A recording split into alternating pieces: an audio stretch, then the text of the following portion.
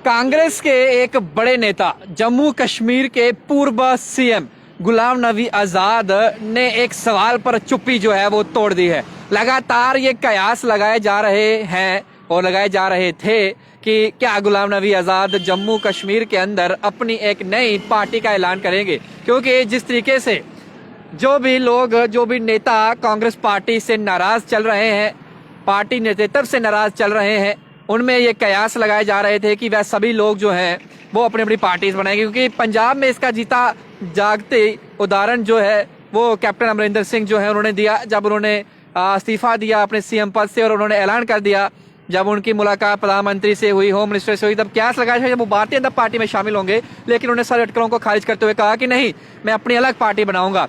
और जब गुलाम नबी आज़ाद जम्मू कश्मीर पहुंचे और उन्होंने राज्यसभा के अंदर जब वो बयान दिया और प्रधानमंत्री का उनके खिलाफ बात करना और उनके आंखों में आंसू आना, फिर गुलाम नबी आज़ाद का तारीफ करना मोदी जी की, तो ये तमाम चीज़ों को लोग इस तरीके से जोड़ रहे थे कि शायद गुलाम नबी आज़ाद भारतीय जनता पार्टी के अंदर शामिल हो सकते हैं और जहाँ फिर वो अपनी नई पार्टी भी बना सकते हैं।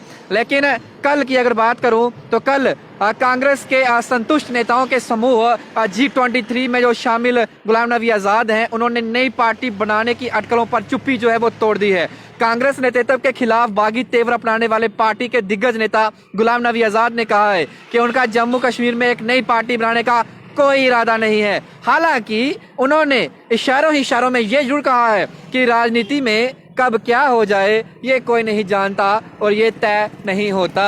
यानी कि पिक्चर अभी बाकी है मेरे दोस्त, और गुलाम नबी आज़ाद एक सुलझे हुए नेता हैं। अगर उनको लगेगा कि कांग्रेस का कोई वर्चस्व कायम है जम्मू कश्मीर के अंदर या भारत के अंदर, तो वह जो है वो कांग्रेस का हिस्सा रह सकते हैं। अगर हवा का रुख जो है उन्हें किसी और दिशा में ले गया तो वह कहीं और भी जा सकते हैं। इसके संकेत उन्होंने दिए हैं, लेकिन उन्होंने फिलहाल अटकलों को खारिज करते हुए ये कहा है कि मैं कोई भी पार्टी नहीं बनाने वाला हूँ, लेकिन राजनीति के अंदर क्या कुछ और कब क्या हो जाए ये तय नहीं होता।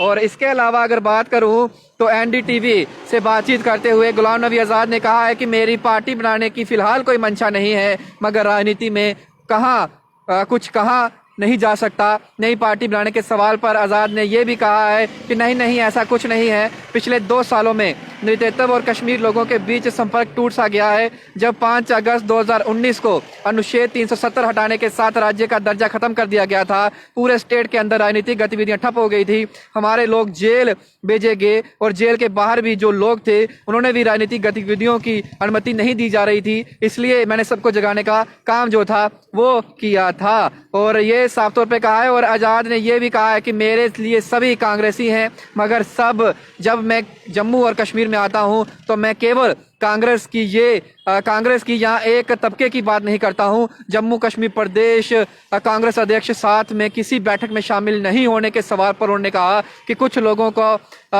कम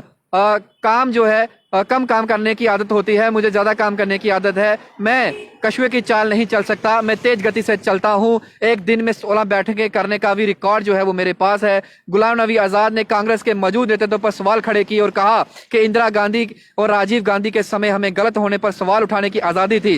वे लोग कभी आलोचना को गलत नहीं मानते थे, मगर आज कांग्रेस नेतृत्व इसे बुरा मानता है। जो लोग कांग्रेस छोड़कर गए हैं वह सभी मेरे लीडरशिप में चाहते हैं काम करना, मगर मैं इस उम्र में कश्मीर कांग्रेस का चीफ नहीं बनना चाहता। मैंने सोचा था कि राजनीति छोड़ दूंगा, मगर अपने लोगों की वजह से मैं राजनीति के अंदर अभी भी हूं।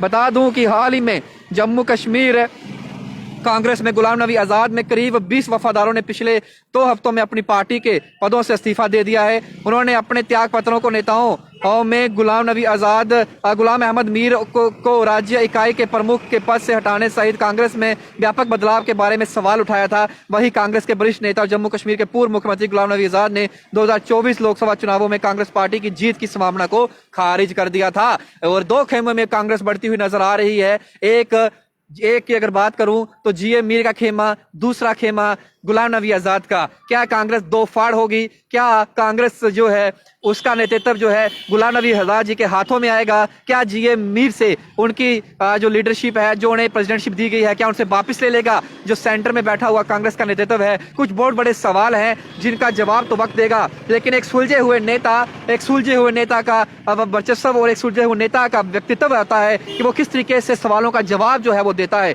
एक बड़े नेता रहे हैं, पूर्व मुख्यमंत्री रहे हैं, उनका ये कहना कि पार्टी तो नहीं बना रहा हूं, लेकिन आने वाले दिनों में राजनीति के अंदर कुछ भी तय नहीं है, कुछ भी परमानेंट नहीं है, यहाँ कुछ कहा नहीं जा सकता, कब क्या हो जाए, ये सवाल खड़े करता है। और उन्होंने ये भी कह दिया कि इंदिरा गांधी और राजीव के समय में हम आलोचना करते थे, अगर कोई चीज गलत होती थी हमें हक होता था, हमें डेमोक्रेसी थी, लेकिन अब ये चीजें नहीं की जा रही हैं और हमारा नेतृत्व जो है आलोचना नहीं सुनता है। उन्होंने कहा कि मैं कछुए की चाल नहीं चलने वाला, मैं चलूंगा तो तीव्र गति से चलूंगा, मेरी आदत नहीं है कछुए की चाल चलना। ये निशाना सीधा उन्होंने जीए मीर प्रेसिडेंट जो कांग्रेस के हैं जम्मू कश्मीर यूटी के अंदर, उन पे उठाया।